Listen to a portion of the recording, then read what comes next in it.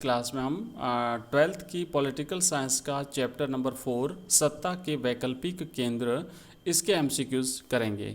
सारे important MCQs हम यहाँ पे देखने वाले हैं जो आपके एग्ज़ाम के दृष्टिकोण से बहुत ही इंपॉर्टेंट रहेंगे। आइए शुरू करते हैं। और आप लोग जिन जिन क्वेश्चंस के आंसर आपको आते हैं आप कमेंट बॉक्स में कमेंट करते जाइए और उसके बाद में जो राइट आंसर जब आपको बताया जाता है उससे कन्फर्म कर लीजिएगा। इसकी पीडीएफ भी आपको मिल जाएगी, आगे मैं बताऊंगा कैसे पीडीएफ लेनी है। तो पहला प्रश्न है, सन 1949 में गठित यूरोपीय परिषद की स्थापना क्यों हुई थी?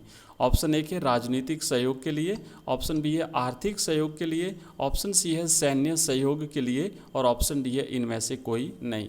तो इसका सही जवाब आपको बताना है कि यूरोपीय परिषद की स्थापना क्यों हुई थी। तो इसका राइट आंसर है ऑप्शन ए, राजनीतिक सहयोग के लिए 1949 में यूरोपीय परिषद की स्थापना हुई थी। आपको इसमें सन भी याद रखना है। अगर प्रश्न ये बनता है कि यूरोपीय परिषद की स्थापना कब हुई थी तो लिखना 1949 में यूरोपीय परिषद की स्थापना हुई थी। कारण क्या था, क्यों हुई थी यूरोपीय परिषद की स्थापना? तो लिखेंगे राजनीतिक सहयोग। इनके आपसी जो सदस्य जो राष्ट्र थे उनके बीच में राजनीतिक सहयोग के लिए इस परिषद की स्थापना हुई थी।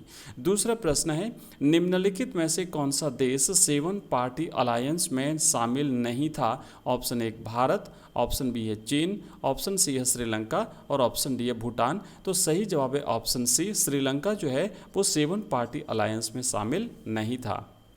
नेक्स्ट प्रश्न है तीसरा, किस मुद्रा का विश्व व्यापार में हिस्सेदारी अमेरिका से 3 गुना ज़्यादा है? ऑप्शन एक है यूरो, ऑप्शन बी है डॉलर, ऑप्शन सी है येन एंड ऑप्शन डी इनमें से कोई नहीं।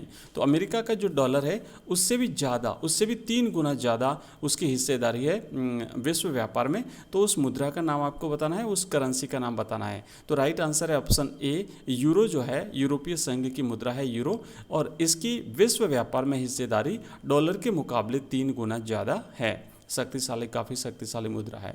नेक्स्ट है चौथा प्रश्न, बांग्लादेश के नेताओं द्वारा आज़ादी की घोषणा कब हुई? यानी अपने राष्ट्र को आज़ाद करने की घोषणा इन्होंने कब करी थी? ऑप्शन एक है मार्च 1970 में, ऑप्शन बी है मार्च 1971 में, ऑप्शन सी है मार्च 1997 में और ऑप्शन डी है मार्च 1982 में। तो इसका सही जवाब है मार्च 1971 में बांग्लादेश के नेताओं ने अपने राष्ट्र को आज़ाद करने की घोषणा या आज़ादी की घोषणा हुई थी। अगला प्रश्न है पांचवा, सार्क के सबसे बड़े देश का नाम बताइए। सार्क यानी दक्षिण का सबसे बड़ा राष्ट्र कौन सा है? ऑप्शन ए है पाकिस्तान, ऑप्शन बी है श्रीलंका, ऑप्शन सी है भारत और ऑप्शन डी है बांग्लादेश। तो इसका सही आंसर है ऑप्शन सी, भारत जो है वो सार्क का सबसे बड़ा देश है। मतलब भौगोलिक दृष्टि से अगर देखें तब भी भारत सबसे बड़ा राष्ट्र है और अगर जनसंख्या के दृष्टिकोण से या फिर अर्थव्यवस्था के दृष्टिकोण से, किसी भी दृष्टिकोण से अगर देखें तो भारत जो है वो सबसे बड़ा देश है सार्क का। और भारत एक बड़ा प्रजातांत्रिक देश भी है। नेक्स्ट प्रश्न है छठा, जर्मनी का एकीकरण कब हुआ था? ऑप्शन एक है अक्टूबर 1980 में, ऑप्शन बी है नवंबर 1890 में, ऑप्शन एक है 1880 में, 2 है 1890 में, 3 है जनवरी 1890 में और ऑप्शन डी है अक्टूबर 1990 में। तो इसका सही जवाब है दोस्तों ऑप्शन डी, अक्टूबर 1990 में जर्मनी का एकीकरण हुआ था। जर्मनी जो है वो पश्चिमी जर्मनी और पूर्वी जर्मनी में उसे विभाजित कर लिया था सोवियत संघ और अमेरिका के बीच में जो शीत युद्ध चल रहा था उस दौरान। और 1990 में जो है पूर्वी जर्मनी ने जो इनके बीच में जो दीवार थी तकरीबन 150 किलोमीटर लंबी, जो कि 28 सालों से बनी हुई थी, उस दीवार को इन्होंने पूर्वी जर्मनी के लोगों ने गिरा दिया था। तो इसका आंसर रहेगा ऑप्शन डी, अक्टूबर 1990 में। नेक्स्ट है, यूरोपीय संघ 2005 ईस्वी तक दुनिया का क्या था? सबसे बड़ी राजनीतिक व्यवस्था थी, सबसे बड़ी आर्थिक व्यवस्था बन गई, सबसे बड़ा सैन्य व्यवस्था बन गई या फिर इनमें से कोई नहीं। तो इसका सही जवाब रहेगा ऑप्शन एक, यूरोपीय संघ जो है वो 2005 ईस्वी तक दुनिया की सबसे बड़ी राजनीतिक व्यवस्था थी। अगला प्रश्न है आठवां, और आठवां प्रश्न है कि किसका आर्थिक, राजनीतिक, कूटनीतिक और सैनिक प्रभाव जबरदस्त है ना? सभी दृष्टिकोण से देखिए, आर्थिक दृष्टिकोण से देखा जाए, राजनीतिक देखा जाए, कूटनीतिक देखा जाए, सैनिक प्रभाव है, सभी दृष्टिकोण से काफ़ी जबरदस्त है। ऑप्शन एक है यूरोपीय संघ, ऑप्शन बी है सोवियत संघ, ऑप्शन सी है संयुक्त राष्ट्र संघ और ऑप्शन डी इनमें से कोई नहीं। तो इसका सही जवाब है ऑप्शन एक, यूरोपीय संघ जो है वो आर्थिक, राजनीतिक, कूटनीतिक, सैनिक सभी दृष्टिकोण से काफ़ी पावरफुल पावरफुल है, शक्तिशाली है, तो इसका सही जवाब रहेगा ऑप्शन ए यूरोपीय संघ। दोस्तों मैं आपको बता दूं कि ये जो हम एमसीक्यूज कर रहे हैं इसकी पीडीएफ और इसके अलावा आपको complete chapter wise subject wise notes अगर आप चाहते हैं और हमारे वीडियो लेक्चर्स, ऑनलाइन टेस्ट की सुविधा, मॉडल पेपर्स, सब कुछ अगर आप चाहते हैं तो हमारा ऐप डाउनलोड करिए। एजुकेशन राइज नाम से हमारा ऐप है, लिंक इस वीडियो के डिस्क्रिप्शन में आपको मिल जाएगा, आप उसे डाउनलोड करिए। और इसके अलावा हमारा टेलीग्राम चैनल आप ज्वाइन कर लीजिए, एजुकेशन राइज नाम से ही है, और उसका भी लिंक इस वीडियो के डिस्क्रिप्शन में मिल जाएगा, जहां पर आपको एग्जाम से रिलेटेड इंपॉर्टेंट नोटिफिकेशन और पीडीएफ भी जो है वो अवेलेबल हो जाएगी।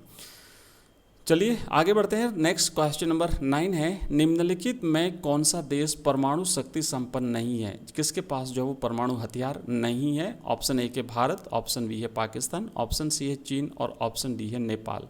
तो इसका सही जवाब है ऑप्शन डी, नेपाल के पास जो है वो परमाणु हथियार नहीं है। बाकी भारत, पाकिस्तान, चीन तीनों देशों के पास में परमाणु हथियार उपलब्ध हैं। 10वां प्रश्न है, यूरोपीय संसद का पहला प्रत्यक्ष चुनाव कब हुआ था? ऑप्शन ए 1989 में, ऑप्शन बी है 1969 में, ऑप्शन डी है 1979 में और ऑप्शन डी इनमें से कोई नहीं। तो दोस्तों इसका सही जवाब है ऑप्शन सी, सन 1979 में यूरोपीय संसद का पहला प्रत्यक्ष चुनाव, डायरेक्ट इलेक्शन जो है वो हुए थे।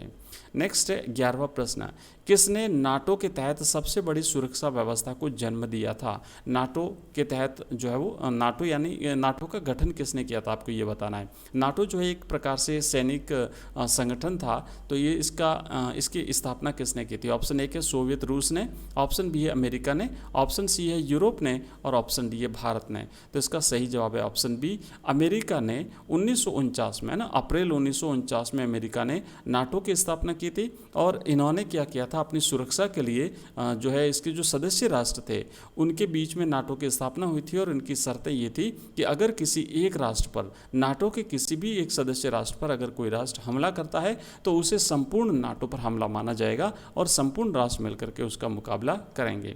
तो ये जो शीत युद्ध के दौरान अमेरिका ने इसकी स्थापना करी थी और इसके प्रतिकार के रूप में सोवियत संघ ने 1955 में वार्सा पैक्ट की स्थापना की थी। नेक्स्ट 12वां प्रश्न है, भारत पाकिस्तान के मध्य कब सिंधु नदी जल संधि हुई थी? सिंधु नदी जल समझौता भारत और पाकिस्तान के बीच में कब हुआ था? ऑप्शन ए है 1958, ऑप्शन बी है 1959, ऑप्शन सी है 1960 और ऑप्शन डी है 1961। तो इसका सही जवाब है ऑप्शन सी, 1960 में भारत और पाकिस्तान के बीच में सिंधु नदी के जल के बंटवारे को लेकर के सिंधु नदी जल समझौता हुआ था।